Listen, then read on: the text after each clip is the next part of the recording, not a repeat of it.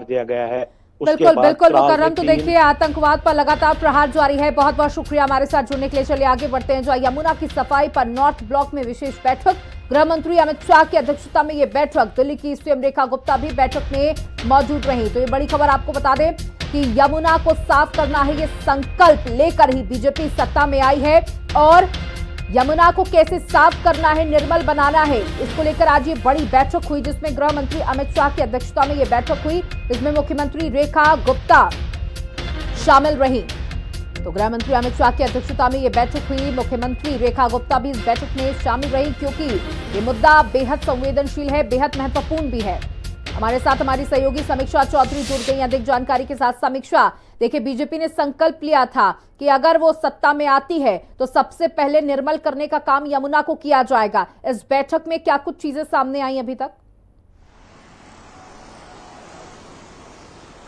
देखिए, लगभग 1.5 घंटे तक अमित शाह की अध्यक्षता में ये बैठक चली है कि किस तरह से यमुना का पुनर्जीवीकरण किया जाएगा और यमुना को वापस उसके पुराने वाले स्वरूप में लाया जाएगा। जो 50 किलोमीटर के दायरे में जब हरियाणा से यमुना प्रवेश करती है तो दिल्ली के जो बड़े नाले हैं वो यमुना में गिरते हैं और ये 50 किलोमीटर की रेंज जो है वो यमुना की बेहद दूषित प्रदूषित हो जाती है और नदी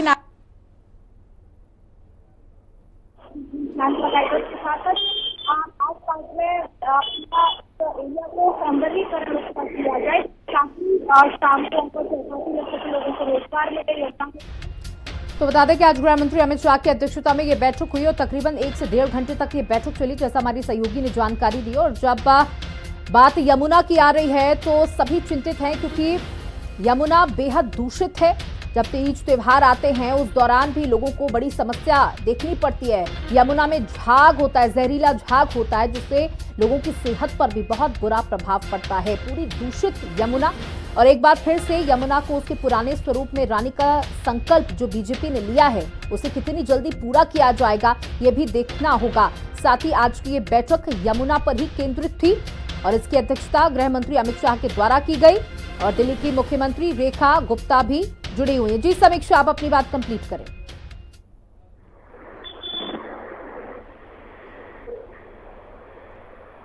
दीपक चलते चलते फोन तो नहीं बन। तो दिल्ली की सीएम रेखा गुप्ता भी इस बैठक में मौजूद रही और इस बैठक का आज का सबसे महत्वपूर्ण मुद्दा यमुना ही रहा। किस तरीके से यमुना की सफाई करनी है, कितनी तेजी के साथ यमुना की सफाई के लिए काम करना है, कौन कौन से टेक्निक्स इस्तेमाल की जा सकती हैं यमुना की सफाई को लेकर। जी समीक्षा, देखिए, आपने बताया कि 1 से 1.5 घंटे तक ये बैठक चली, क्या कुछ महत्वपूर्ण चीजें अभी तक पता चल पाई हैं? देखिए, इसमें केंद्रीय जल शक्ति मंत्री CR पाटिल भी मौजूद थे और देखिए यमुना का मुख्य मुद्दा था। जब बीजेपी चुनाव लड़ रही थी, मैनिफेस्टो में भी यमुना के मुद्दे को बढ़ चढ़ करके पूरे दिल्ली के सामने रखा गया और जब से सरकार बनी है तब से यमुना के लिए लगातार काम भी किए जा रहे हैं। STPs लगाए जा रहे हैं, वाटर ट्रीटमेंट प्लांट लगाए जा रहे हैं। तो अब ऐसे में सीधे तौर पर बीजेपी का यही कहना है कि इतने सालों से यमुना दूषित है, ये कोई मैगी नूडल नहीं है जो 2-5 मिनट में बन जाएगी। लगभग 3-3.5 साल का वक्त सरकार को लगेगा ये पूरे एरिया को, यमुना का जो है उसे सही करने में। उसके बाद यमुना एक नई सूरत में दिखेगी। बिल्कुल। तो देखिए, ये बिल्कुल भी आसान काम नहीं है, क्योंकि सालों से प्रयास किए जा रहे हैं, लेकिन यमुना की स्थितियां जो हैं वो बद से बदतर होती चली जा रही है। लेकिन बीजेपी ने ये संकल्प लिया था कि अगर उनको सत्ता मिलती है, वो सत्ता में काबिज होते हैं, तो सबसे पहला काम यमुना की सफाई होगा